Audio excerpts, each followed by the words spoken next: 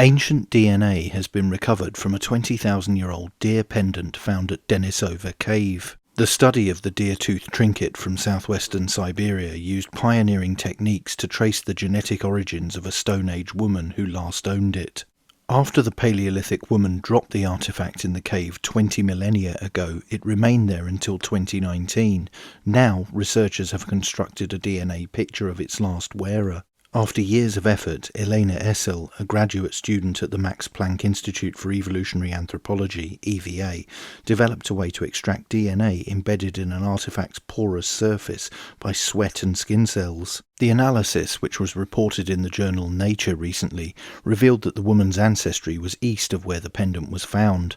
Co-author Marie Soresi, an archaeologist at Leiden University, said, "It's the first time to my knowledge that we have a non-destructive way to extract DNA from Paleolithic artifacts. The revolutionary technique provides a window into how and by whom ancient ornaments and tools were used." Human DNA gleaned from their surfaces could offer new insight into cultural practices and social structure in ancient populations, says evolutionary biologist Beth Shapiro of the University of California, Santa Cruz. Geneticists have toiled with no success for 20 years to extract human DNA from Stone Age tools, ornaments and other items, but although they can get ancient human DNA from bones, teeth and hair, and even from sediments, they have failed with artifacts dated to more than just a few hundred years old. Working in the lab of EVA biochemist Matthias Meyer, Essel took up the challenge in 2017 as part of her thesis.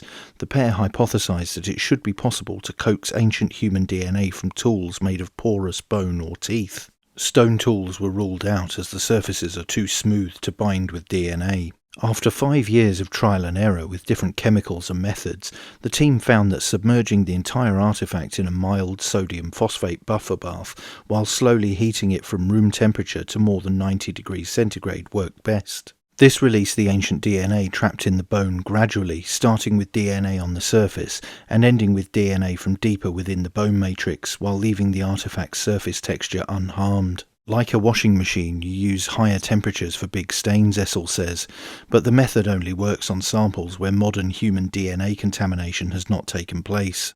The sample used in this research came from the famed site of Denisova Cave, where fossils of modern humans, Neanderthals and mysterious Denisovans have all been discovered. In 2019, archaeologist Maxim Kozlikin at the Siberian branch of the Russian Academy of Sciences visited the lab. He was carrying a plastic bag full of dirt that contained an artifact and asked whether Meyer's team would like to test their methods on it. With careful processing in a clean room with protective clothing to minimize the threat of contamination, the deer tooth yielded a surprisingly high amount of mitochondrial and nuclear DNA. Unsurprisingly, the team found some of the ancient DNA came from the wapiti, the species of elk whose tooth was used to make it. But some DNA was from a female modern human. Its sequence revealed she was most closely related to the people of the Maltinsko-Buretskaya culture. The culture was known to have lived around 2,000 kilometers east of the site near Lake Baikal. Intriguingly, they were among the common ancestors of Siberians, Native Americans and Indo-European Bronze Age steppe herders such as the Yamnaya.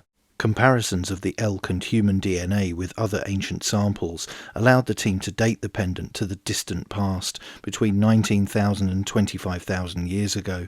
The paper's abstract read, "Artifacts made from stones, bones and teeth are fundamental to our understanding of human subsistence strategies, behaviour and culture in the Pleistocene. Although these resources are plentiful, it is impossible to associate artifacts to specific human individuals who can be morphologically or genetically characterized unless they are found within burials, which are rare in this time period. Thus, our ability to discern societal roles of Pleistocene individuals based on their biological sex or genetic ancestry is limited." Here we report the development of a non-destructive method for the gradual release of DNA trapped in ancient bone and tooth artifacts. Application of the method to an Upper Paleolithic deer-tooth pendant from Denisova Cave, Russia, resulted in the recovery of ancient human and deer mitochondrial genomes, which allowed us to estimate the age of the pendant at approximately 19,000 to 25,000 years. Nuclear DNA analysis identifies the presumed maker or wearer of the pendant as a female individual with strong genetic affinities to a group of ancient North Eurasian individuals who lived around the same time but were previously found only further east in Siberia. Our work redefines how cultural and genetic records can be linked in prehistoric archaeology. That's it for this video. Don't forget to like, share, and most importantly subscribe, and you can also support the channel on Subscribestar via the link in the description. Thanks for watching. Bye for now.